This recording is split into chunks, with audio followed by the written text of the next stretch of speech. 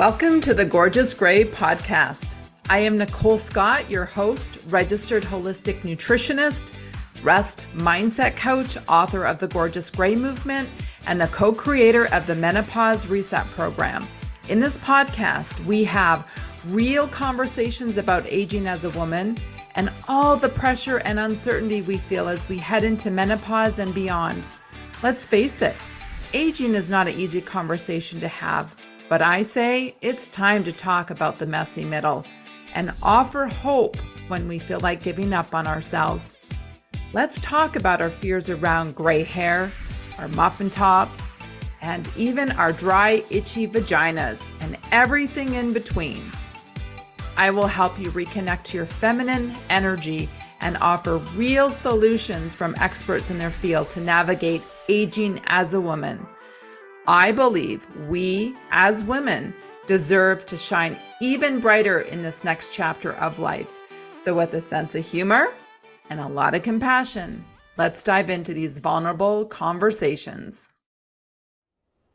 Hello, gorgeous gray women. Thank you so much for joining the podcast in this episode. Sue is joining us. She is a huge social media influencer on Insta. You can follow her at the Silver Titanium Life. She's got over 70,000 followers. I would say she's probably one of the biggest gray silver influencers in Canada. And Sue, I just want to say thank you and just welcome to being on this beautiful podcast today.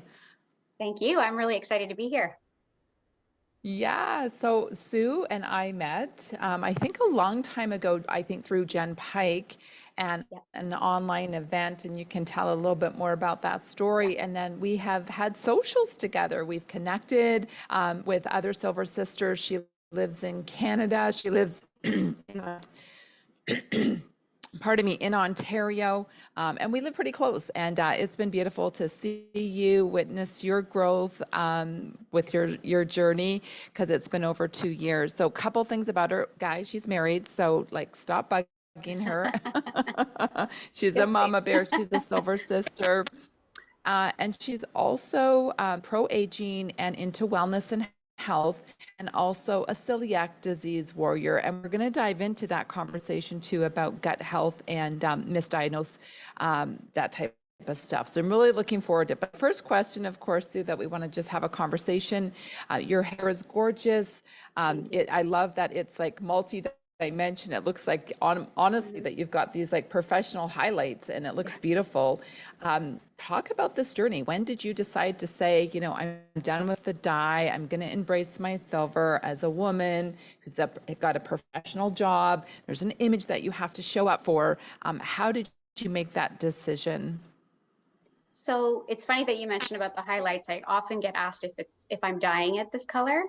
So I'm always happy to say, oh no, it's all natural. Costs me nothing. It's fantastic.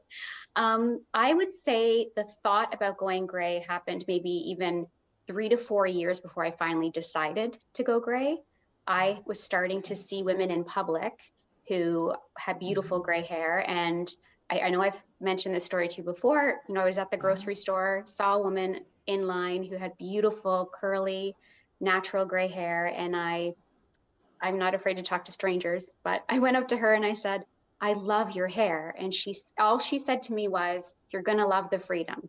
That's all she said. I think she said, thank you, but not, you should do this. There was no, pressure to do that. She just said, you're going to love the freedom, as if she already knew that this decision was on my mind. And that was it. Once I met her, it was stuck in my mind for so long. And of course, every 4 weeks, you're going back to get your hair dyed, right? Every 2 weeks, right after that, 2 weeks later, I've got like the little, trying to cover the sprinkles that are already all coming out. And then at some point I just thought, who am I doing this for? This just doesn't make any sense anymore. So just in 2019, long before I would think COVID happened, I had decided on my 48th birthday, that's it. I'm ditching the dye. I'm not doing it anymore. And I went 8 weeks, and then I had to go on a work trip. And I knew they were going to have social media and all of that happening. And I caved, and I regretted it immediately that I had dyed my hair, because I thought, oh, here we go again. Right. And my hair wasn't healthy. It wasn't yes, it was dyed, the gray was covered, but my hair was not healthy. It would frizz really fast. It was weak.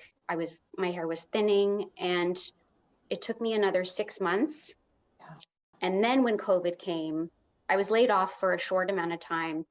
And just before I went back to work, I made the decision that that was it. So I was working throughout the whole grow out transition, and I'm a trainer. So what I do is I'm always in front of people talking, whether now mostly in Zoom, obviously during COVID, but in person, I'm always training and talking to people. And I had that grow out happening the whole time. And I'd say the first 4 months was the hardest.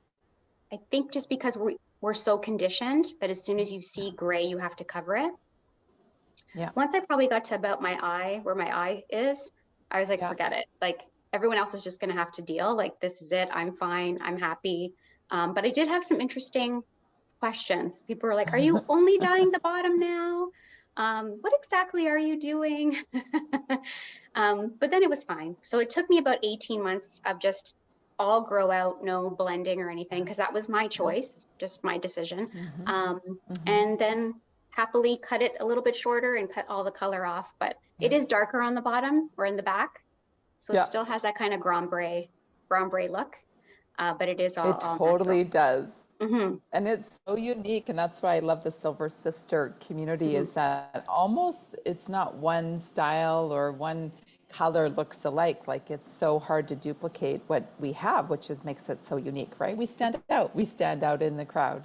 You definitely stand out in the crowd. So that's great. Did you get support from friends and family? What was their reaction like? So my husband and my two children were phenomenally supportive. They were incredibly supportive. Along the way, I was like, oh my gosh, I'm going out looking like this. And they're like, it looks great. It's fine. A lot of hats. I mean, it's a good thing we live in Canada, half the year wearing, winter hats anyway. But no, they were incredibly supportive. Some of my family members I just think when you start to go gray, your family members are thinking of what does this mean? If you're getting older, I must also be getting older. What is this whole acceptance of being this age? And I think that kind of caused just some, trying to understand what this was all about. Now everybody's great. And of course that famous line of you're going to look so much older. And I thought, I actually don't think I will. I think that this is my face, regardless of what color my hair is. So I'm pretty sure I'm going to look the same. It's our understanding of what gray hair means is where the challenge is. And you and I both know we have many Silver Sisters who are much younger than the both of us, who are also embracing their gray. So it really has nothing to do with the getting older part. Absolutely. How we show up, right, in our life and our attitude to what that looks like. So we're changing the narrative, and that's why I love this movement, is we're changing the narrative of aging. What does it look like? How does it show up for us as women? And we're, I think, creating a new paradigm of that. And it's pretty cool to kind of on that cutting edge of this next generation of women that will be like, hey, if I have gray in my teens or if I have gray in my 20s, they've got these beautiful, healthy mentors to look up to and say, yeah, bring it. Exactly. So good. And well, let's move into I'm Gen X. I believe you're Gen X as well. I guess that you're Gen X as well. We have mentors ahead of us. We have, a whole generation of mentors ahead of us who said, this is what it means to be a woman. This is what it means to be pro-aging. And they really started that process. I think we're just coming in now to join them and going, yes, here's another step of that piece. Because women have been fighting for a long time to fight those ageist, sexist stereotypes. And now we're joining in with our group and saying, here's one more thing that we want to make sure everybody understands, that going silver, going gray, embracing your age, talking about how old you are. That's okay to say, I'm 51. Like, there's nothing wrong with that. That's a gift. So I think the women ahead of us have started that. So many people that I look up to.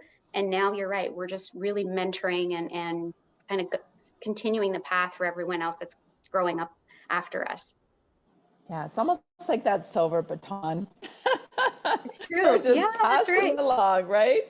That's right. I love that. So good. So let's talk a little bit about your experience with celiac disease. It is something that I think is more common these days. I know my sister at a young age, I think she was like 22, finally properly got diagnosed, but had symptoms probably when she was a young child, and it just kept on being misdiagnosed for so many years. And she suffered with nutritional deficiencies, low energy, puffy legs and ankles, and underweight. And, so celiac disease, I'm now 52, so it's been in our family for 30 years. We've had a family member where we get together on, family functions, and we all know how we need to show up and to feed her. But it was such a learning curve, and I know that you've been kind of on a similar journey. Do you want to talk a little bit about it? Because I think this conversation is really important.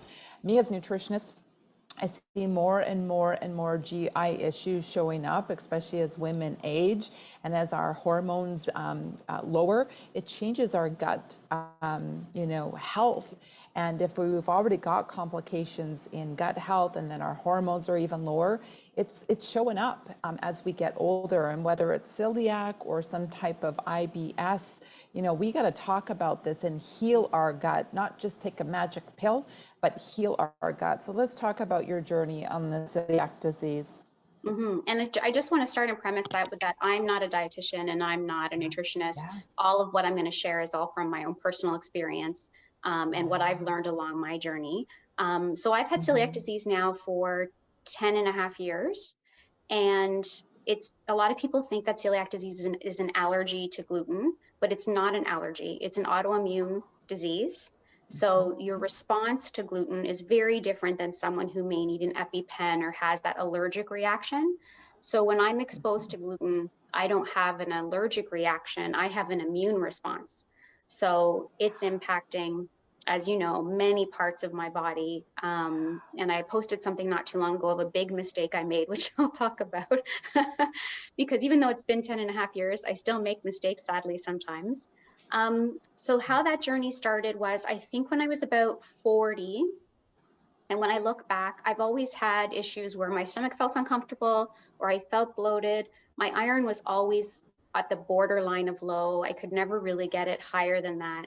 And then when I hit 40, two really, I would say, traumatic things happened in my life. One specifically was a traumatic event that happened in my life. So that caused emotional stress. And then I put a lot of physical stress on my body because I trained for my first half marathon. So those two things happened in the same year. And then within probably 6 to 8 months later, my iron just fell right to the ground. I had no iron stores, nothing was working. And my doctor was very concerned. So I had to start taking iron shots. And if anyone's ever had to take iron shots before, they're really painful. So that was the only thing that was bringing my iron up, was getting it injected instead of absorbing it through my digestive system. And that was one of the first signs that it's an absorption issue, that what you're eating is not getting absorbed. And so I had to go through a series of tests. And during that process, I also started losing weight dramatically. So I dropped down to a size I hadn't been since I was like 15 years old. With when you're 40, 41, and that happens so quickly, that's really concerning. So I started doing the tests. Now the tests for celiac disease, to get a true and accurate diagnosis, should be, my understanding is an endoscopy. And I also received a colonoscopy, but it's the endoscopy that is the test that demonstrated that I had celiac disease. So in my small intestine, just like everyone's small intestine, you have these little villi that are in there. So when you eat something healthy, these little villi take out the nutrients, right? The calcium, the iron, all the nutrients that you need. Those little villi kind of grab them and then distribute them into your body. That is a very unprofessional way to describe it. But it's good though. This is what we need, basic for women to understand it. So you're doing a great job. I love it. So these little villis grab the nutrients from your food and they distribute them through your body. When you have celiac disease, gluten destroys the villi. So now your small intestine, instead of having these little, finger-like things to grab the nutrients are not grabbing any nutrients because your small intestine is damaged. And so I was becoming malnourished because my small intestine looked like this, and I wasn't getting calcium, fat, iron, like, I mean, label all of the nutrients you're supposed to get. And so if celiac disease goes untreated, you become malnourished, but you're also at higher risk for osteoporosis, osteoarthritis, certain cancers. You have inflammation in your body on a continuous basis. So once I had the diagnosis, I was able to remove gluten completely out of my diet. And I'd say within 6 months, everything was starting to look a lot better. And I was feeling a lot better. Then it was the mental part and the emotional part of living a gluten-free diet, which sometimes for people is even harder than not eating the gluten. Sometimes it's the social aspect that's the harder component. Absolutely. Yeah, that's a big one, isn't it? Every event that you go to, you have to ask and double check and triple check and choose to not eat in a social setting because there's nothing to eat, right? So that mindset shift is hard. I know my sister cried. I remember we moved to a small community where there was a really high-end gluten-free bakery and restaurant. Right. And the first time I took my sister there, she cried. She literally cried because she hadn't had that tasting bread and experience. And there was just like tears running down her face. And she's like, I have no idea how much I missed, because food is it's connected to emotion. Like it takes you back to your childhood when grandma used to make, cinnamon buns, and that emotion is there of just comfort and love and all of that stuff. So yeah, it's a big mindset shift that you have to go through. So I can so appreciate what you have gone through. And you've been living with this now for over 10 years. You mentioned that you sometimes still make mistakes. Let's talk about that one last mistake that happened in your symptoms. How long it took you to recover and get back to feeling normal again. So when you get exposed to gluten, and you'll often hear people with celiac disease say that they've been glutened, they turn that into a verb. So one night I was working out, which you know that I do quite often. So I was working out, but I ran a little late in my workout, and I was like, oh, I better make dinner quick. So I grabbed, some burgers out of the freezer and, getting everything ready, cooking them up really quick, sat down with the family, had it on a gluten-free bun. So that piece I knew was fine. Sat down with the family, ate my burger, everything was great. And then I usually log my food, I need to keep an eye on my iron levels and my protein, right? So I'm just paying attention. Okay, what did I eat? What's my protein intake now? And then I went, what was the brand of those burgers again? And as soon as I said that, I realized I'd picked the wrong ones. And they had wheat crumbs in them. So that's all in a span of half an hour, right? Probably another 15 minutes later, my stomach is now starting to get really hard and really uncomfortable and really crampy. I'm feeling uncomfortable, and it goes like right under my breast, like right under my boobs, all the way down to my lower torso. It's all really bloated, and I look like I'm 4 months pregnant. And I was going to post that, but I was like, I'm so embarrassed that I made this mistake, so I'm not even going to, I can't right now. And that's just that initial night. Like, there was digestive issues, cramping, pain. But the next day, I could barely put sentences together. Sorry, I just got a delivery. I could barely put sentences together. So I'm at work on a virtual call, and I'm trying to present a project, and none of my sentences are coming out right because the brain fog was so extreme that I had to apologize to this group and say, I'm trying. Just know that I've been glutened, and it's going to take me a couple of days before things start to correct themselves. And, now that there's so much information around gut health, we're realizing that gut health and brain connection is so vital. And if I didn't experience it myself, I wouldn't believe it. So if I get glutened, I have to usually go to sleep. I shouldn't be driving. I get this terrible brain fog. I have a headache for days. And again, I've damaged that villi, right?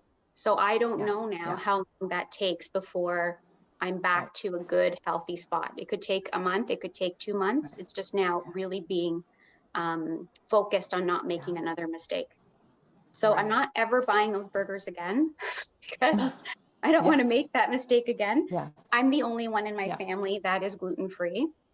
Yeah. So I get it. Like things are going to be in the house for the rest of my family that they don't always have to eat gluten-free, but we do have pretty strict protocols in the kitchen.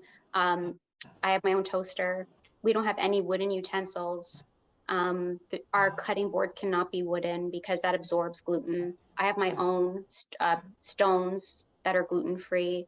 And it's, as I said, it's been 10 years, so everybody knows how that goes. Yeah. Sadly, I made my own mistake, and was I ever mad?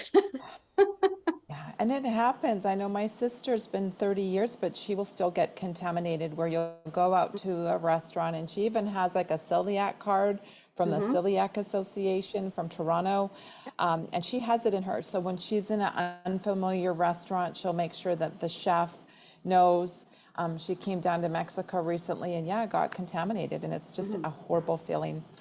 So I guess our message here and why I wanted this story out for women is to tune into your gut health. Maybe you don't have celiac, but maybe you have been struggling with gut health. Yes, our hormones change, they can impact our gut health, but I really encourage you as a woman to dig deep. Find out why, right? I would say symptoms are your friends. Are you listening to those symptoms or are you ignoring them? And our body is so beautiful, right? It will tell us when we are not happy. And I feel that so many women, we get so busy in our lives that we'll go tomorrow, manada, tomorrow. That's very common here in Mexico now, is everything is tomorrow. That's funny. But we do that as women, and then we're like, well, next year, or on my next week holiday, I will book that appointment. And then a year goes by and 2 years goes by, and we don't want you to have a diagnosis that could have been prevented if you just tuned into your body. Because what I have learned is the body will start to get louder and louder and louder, and potentially even move to a different organ system to get you to pay attention until there might be a diagnosis that you might not like. So I'm very advocate of women listening, tuning in, and going to your, I'm going to say, medical team, holistic team, and get the testing to find out, like, why am I not feeling well? And I'm so glad that you figured that out. I was 10 very years fortunate. ago. I was very fortunate. So statistically in North America, 1 in 100 people have celiac disease, and many are not aware that they have it. And the average time of diagnosis is years. I was very fortunate. Mine was about a year and a half. And I think part of that is my own family doctor also has celiac disease. So I think she was able to say, let's send you to the gastroenterologist sooner than later because you're not absorbing iron. So I was fortunate with her own personal experience. That probably helped me. But many people are told, as you said, oh, it's perimenopause, oh, it's IBS, oh, it's this.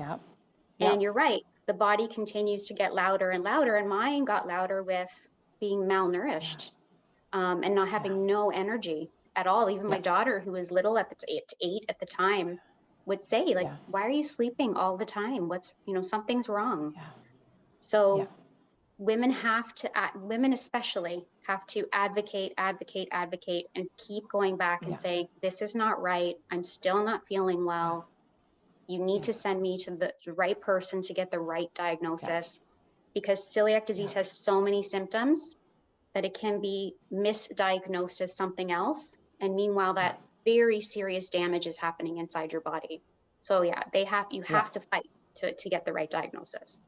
Absolutely. I love this conversation. I know it's really going to impact a lot of women that might just plant that seed of, oh, I'm going to book that appointment, and fight for your health.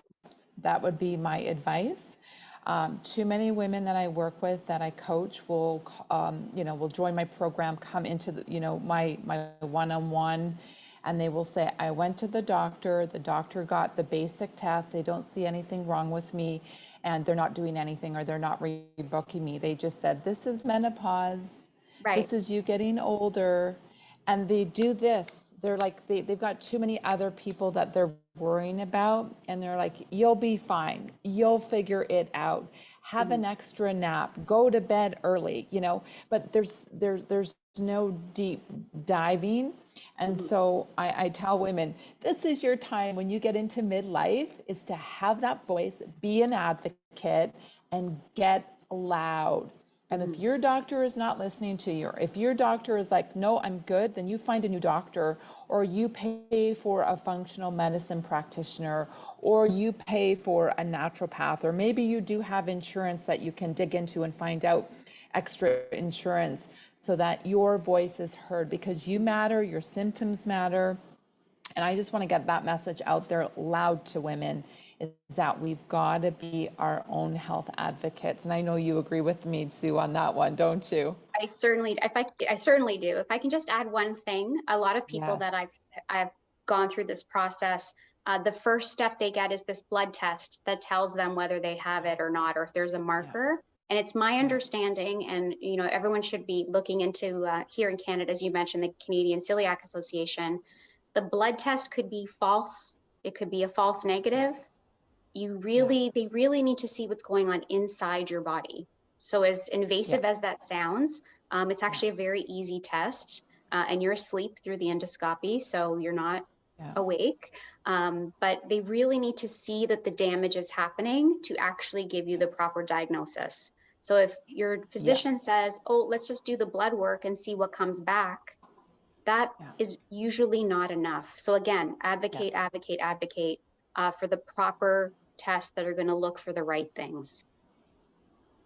Love that. It's so true. I've actually heard that over and over again about the false positives. My naturopath told me on that. So when she really suspects somebody, she will go that deep dive, other than just the test, right? Test is the first start for sure, but you're right. She's had many people come back as false positives, go get the test, and then come back and go, they actually did have it. Right. So again, that's where that misdiagnosis ends up showing up, right? With I have the symptoms, what's going on. Sue, thank you so much, my friend. Is there one other last message you want to send to a woman that might be listening, whether she's got gut issues or whether she's sitting on the fence and she's thinking about like letting her silver hair? Like, what would be your message to that woman that's like, I want to do it, but I'm scared, or I want to go get the test, but I'm scared? Like, what is that message you want to share? I think the message would be is you can only be your own advocate. You have to fight for yourself. And if you're ready to embrace who you are at whatever age you are and show the world that this is who I am now, just take that first step forward. And that first step forward may be ditching the dye. It might be starting to walk, starting to take a virtual, fitness class, whatever that may be, whatever it is that you're sitting there going, I don't think I can do that, or I'm afraid to do that, is really doing that reflection and just taking that first step forward. And it may be, I need to find out what's going on with my health. And I'm thankful that the menopause conversation is really expanding and people are talking about that more and more, but women still need to continue to put their foot forward and go, okay, I'm going to take one step forward into finding out what it is that I need to do to feel my best. And ditching the dye was one of the best things I've ever done.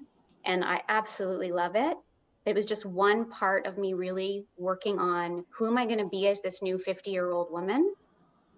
And I just continue to take those one step forwards at a time to just get to where I'm feeling like this is exactly how I want to spend my life right now. And then you and I can look back when we're 90 and go, wow, look what we did. Look what we accomplished at 50. Look what we accomplished, during that time of our lives. We'll be looking back like, what badasses we were. Absolutely. And I'm so proud of you. I think of like when you have a following like you do of 70,000 people, it's like a concert, like a rock concert. Think about that. You standing on stage with your 70,000 followers, like begging it's yourself out. Like, that's a big surreal. Deal. There are a lot of men that follow me as well, and people do ask about that. And I think we don't change the conversation about how the world views women without men. So we have to include them in that conversation. And I'll be honest with you, from what I've seen, men don't care. Like, they are quite happy to, it's not that they're looking at a woman with gray hair and going, absolutely not. But if we will not change society's view of women at a certain age or with gray hair, anything like that, if we don't include them in the conversation, we cannot do that just by ourselves. So that's another step forward, is saying, this is not okay that women are treated this way at this age, or that women are no longer viewed as being, I can't even say the words, but being viewed a certain way because now they are older, grayer, a little more wrinkly, all of those things. So we have to include them. I, for the most part, the men that do follow me are very kind and very supportive. And the ones that aren't, then they don't stay. Right, exactly. Well, thank you so much for this amazing podcast. I can't wait to get it out and inspire so many women about taking that next step, whatever that looks like for them. You're awesome. You're a rock star. We appreciate you. Thanks for being such a leader in this movement. We are so grateful. Oh, no, thank you. And I look forward to talking to you again real soon. Thanks, Sue. Bye-bye. I want to say thank you for listening to today's episode. If this message landed for you, make sure to leave a review and tag me, Nicole Scott at Gorgeous Gray Movement, and make sure to share with your friends. You can head over to my free Facebook community, Gorgeous Gray Movement, or subscribe to my YouTube channel for more inspiring interviews. If you are still struggling and need additional support, you can take a look at my website, nicolescott.ca, and learn more about my new Menopause Reset program that I'm so excited for. Until next time, ladies, be well and own your sparkle.